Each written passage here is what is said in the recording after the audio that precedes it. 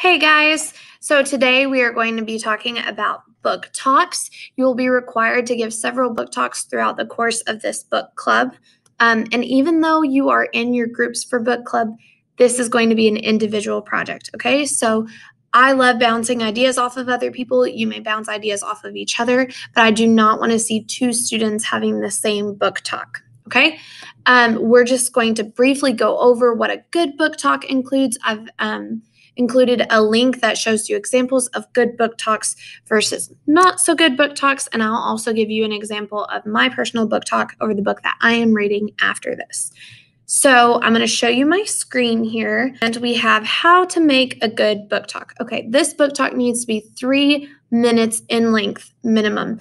Please do not exceed like 5 or 6 minutes. I have a lot of these to watch, okay? But minimum of 3 minutes. Your book talk must include the name of the book, the genre of the book, okay? Is it fiction? Is it nonfiction?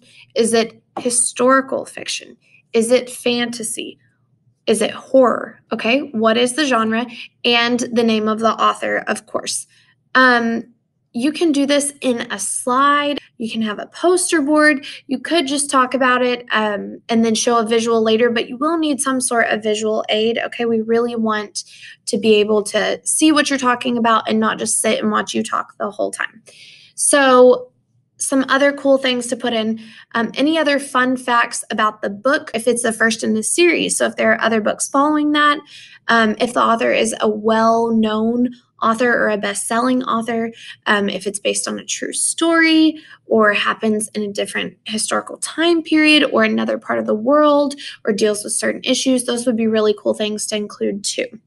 You're going to give a summary of what has happened so far. Don't Google summaries. I will be checking. I know these books, okay? So I know that if you are giving me a SparkNote summary. Now, with the summary, I want you to give enough information to make it appealing, to kind of let us know what's going on, to show me that you have read the book, but don't give a spoiler, okay? So if the main character dies, which probably won't shortly throughout the book, but if someone dies, let's say, don't tell us who died, okay? Just say something tragic happens. Or you can even say, and somebody dies, but you'll have to read it to find out. Keep a little mystery alive. Nobody likes spoiler alerts, okay? I will actually count off for them because I hate them so much. Don't ruin the ends of books or movies for me, okay? So no spoilers, but enough to keep us interested. Kind of like a movie trailer, right? They'll give you some insights, but they're not going to tell you what happened. That's exactly what a book talk is. Okay, so the last thing, your critique, which is just your honest opinion, not just is this book good or bad, okay? I don't want you to get on here and say, it's okay, it's kind of boring. I mean, I don't really like reading. That's not very professional, okay? Your honest opinion about the writing style. So, for example, The Hate U Give, which some of you are probably reading in your book club, by Angie Thomas. The writing style in that book is not very formal. She doesn't use complete sentences all the time. Sometimes she has fragments in there. There's foul language in some of it, okay? So you can talk about the writing style and how it's not traditional and how it's maybe not as professional sounding as other books, but it gives it this really special tone because it really sounds like it's coming from the teenager, the main character in the story, Star. Okay, so that is why she wrote it like that. So you can say this book is written in such and such writing style. You can talk about the character development. You can say, I'm really getting to know this character. I'm getting attached. I will be so sad if a tornado comes along and wipes this character out. Or you can say, this guy is really shaping up to not be a good person. I can tell he is going to be the bad guy in the book. Character development, okay? Or this character is funny and the book would not be what it is without this character and their sense of humor. And kind of what is going on in the plot so far. I think something big is going to happen soon. I think it's going to be something scary, something traumatic is going to happen, or she's going to fall in love with a guy, or something really big is coming. You can give your guesses, but like I said, don't spoil, okay? So you can talk about if the book is predictable, talked about characters adding to the story. Do you think the author did a good job at making the book accurate? Okay, so maybe they're talking about a different time period, but they accidentally mention iPhones. Probably not going to find that, but you could, you know? So if there's something like that, that's something cool to talk about, okay? So you're just kind of critiquing, giving your professional opinion about the book itself, all right? And then I have some book talk do's and don'ts. We have our Nike check marks here, just do it or don't do it. We have our Under Armour X, that's a don't do it. Do speak loud and clear. Okay, kind of look at the camera. I know it's hard when you don't have an audience, but look at the camera, speak loud and clear. So you'll notice about me, I have a bad habit of this anyway, but I talk very fast. I'm sorry if that drives you nuts. Now I'm aware of it and I'm trying to slow down every time I think about it. When you're nervous, and some of you will be, you have a tendency to talk even more quickly, okay? So it's easy to just talk quick, and then your book talk will be over in 30 seconds. You had everything you need to say, but it won't meet the length requirement and it will be hard to understand you. Okay, so make sure you are speaking loud and clear. Make it fun and interesting, okay? Make it something we will want to watch, that your peers are entertained by, that I am entertained by, and try to really, like I said, sell me on this book. If it's something I would want to read, then tell me about it, okay? And even if you don't agree with the book, you can be like, this book is so controversial.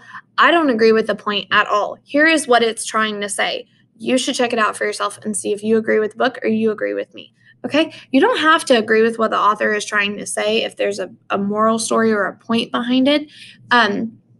But you're wanting to really get people interested in the book. So keep that in mind, even if you are not super into it yet. And also keep in mind that if you go into this with a bad attitude, you're not going to like the book. It may end up surprising you, but if you go in every single day saying, I hate this book is terrible, I hate reading, I mean, you get what you put in, and you're not going to end up liking it. So remember to go in with a positive attitude. I got to pick the book that I'm reading. I'm going to try and open my mind about what this author has to say. I really agree with them. I don't really agree with them, but I'm gathering a list of good arguments for this book. Okay, so make it interesting. Do always include graphics, examples from the text, quotations. If there's a quote that you love in the book, include a quotation of what this author had to say. Okay, this was my favorite line in the whole book because it was so dramatic. I can't believe she said that to him. I was like, something like that, okay? I know you couldn't see me during that, but I was getting really excited. Okay, don't spoil the plot. Don't just say the book is good or bad. That will get you a bad grade. And don't be unprofessional. Kind of goes along with the good or bad, but don't just, and where I can tell that you just hopped on and did it. I want you to put some actual thought into it. Okay, this page is posted on your instruction sheet as well, but at the bottom, you can see examples of good book talks and not so great book talks. They're pretty funny, so check that out if you need a little more guidance on how to give a book talk, okay? And following this, you will see my book talk. So here we go. Or about the, hey guys, so this is my book talk. I actually do not have the book that I am reading with me right now. It's Me Before You by Jojo Moyes. I'm still in my classroom. It's at my house because I was reading it. So we're going to pretend that this is my book. But normally in your book talk, you would have your book, you would hold it. If you're reading an online book or an e-text, then you can show a picture. And I'm going to move to my slide now, and I'll show you how this can kind of help guide your book talks and what you want to talk about. Hey guys, so this is my book talk. I actually do not have the book that I am reading with me right now. It's Me Before You by Jojo Moyes. I'm still in my classroom. It's at my house because I was reading it.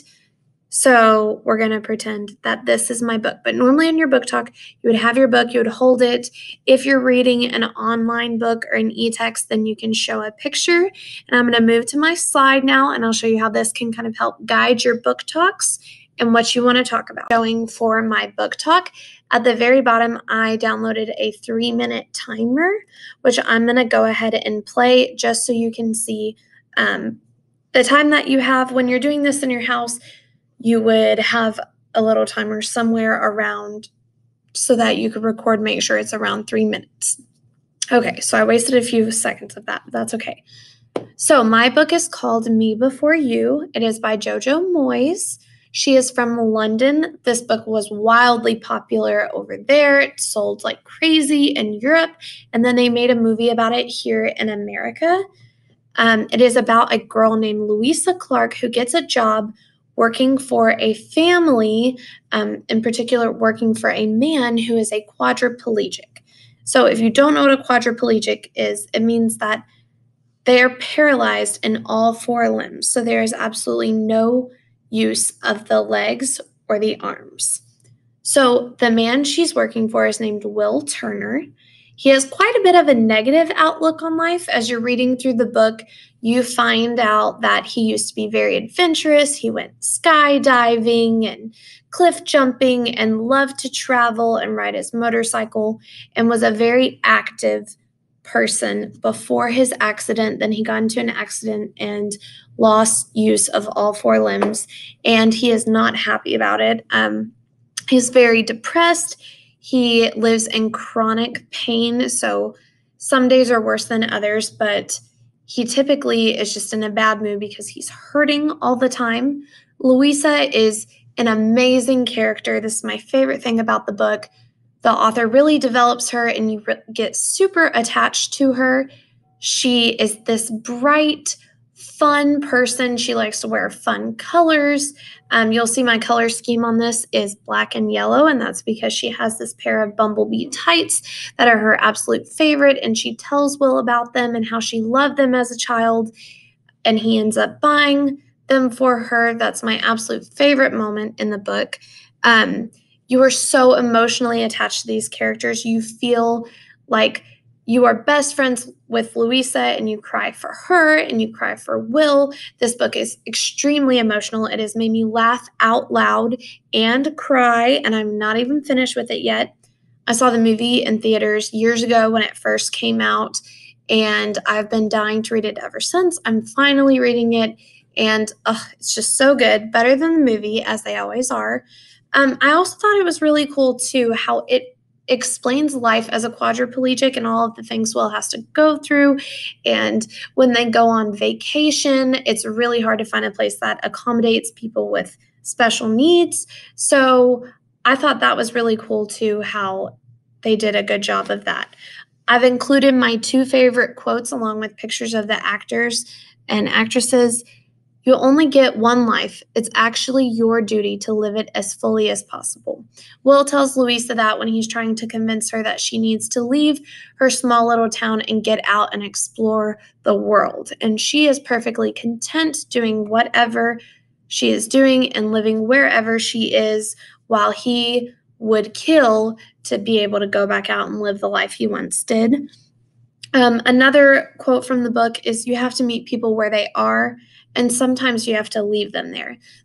These are part of Louisa's inner thoughts and how she's feeling about Will, and it's very sad and very hard to be able to leave someone that you love and not help them come up and be where you want them to be or be where you think they could be. So it's an extremely emotional line. I am obsessed with this book and this movie. I highly recommend both, and I think you should go read it right now.